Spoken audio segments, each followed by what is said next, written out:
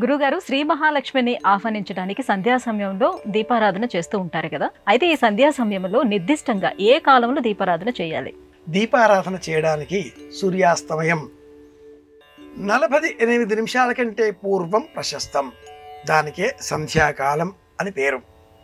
సంధ్యాయాం గాయత్ర్యాభిమంత్రిత ఆప ఊర్ధ్వం విక్షిపంతిత ఏతా ఆపో వజ్రీభూత్వా తా నిరక్షాగంసి మందేహారుణి ద్వీపే ప్రక్షిపంతి యత్ ప్రదక్షిణం ప్రక్రమంతి తేన పాప్మానమవధోన్వంత్యుద్యంతమస్తంభ్యంత.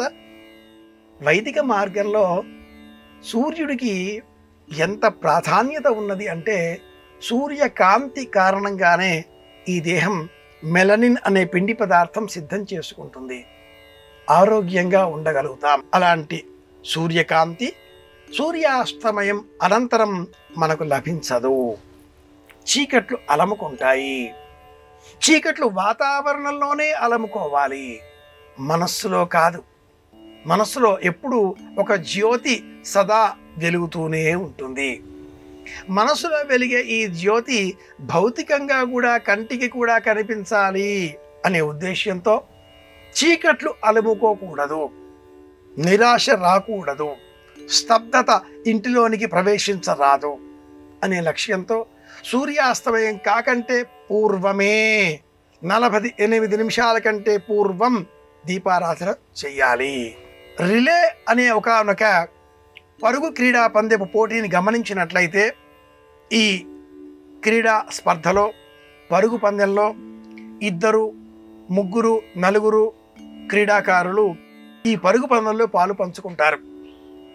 ఒక ఆవృత్తి పూర్తి చేసి వచ్చిన తర్వాత తన చేతిలో ఉండే కర్రను తదుపరి క్రీడాకారుడికి అందిస్తే అతడు పరుగు పందెం ప్రారంభిస్తాడు.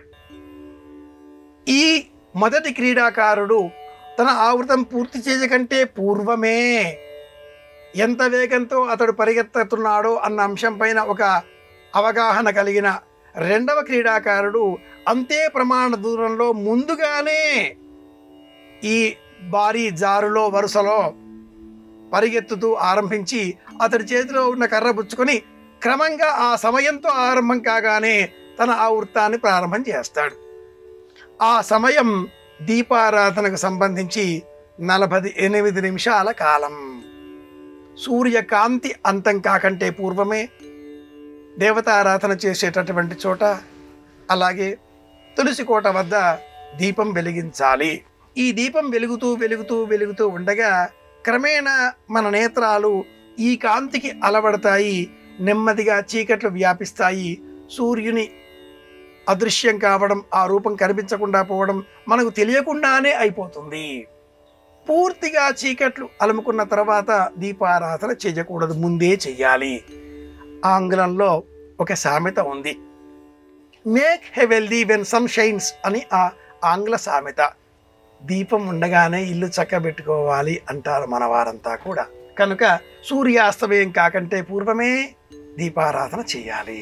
ఇది సంధ్యాదీపం వెలిగించడానికి ప్రశస్తమైన కాలం. అలాగే సాయంత్రం వేళ మళ్ళీ స్నానం చేయాలి అంటూ తలంటు కావడం, స్నానాలు చేయడం, భగవంతుని భయపెట్టే ప్రయత్నాలు చేయడం ఇవన్నీ కూడవు. విశేషంగా ఉదయము, మధ్యాహ్నము, సాయంత్రము ఇలా అదే పనిగా తలంటుకుంటూ ఉంటే త్వరగా కైలాసానికి వెళ్ళే ప్రమాదాలు ఏర్పడతాయి. మోక్షానికి పోతే ముసలెత్తుకు పోతుంది అనే సామెతను దృష్టిలో పెట్టుకొని సాయంత్రం వేళ దీపారాధన చేయడం కోసం కాళ్ళు కడుక్కోవాలి, చేతులు కడుక్కోవాలి, మొహం కడుక్కోవాలి, బొట్టు పెట్టుకోవాలి. పరిశుభ్రమైన మనస్సుతో దీపారాధన చెయ్యాలి. ఇంతే ప్రమాణం.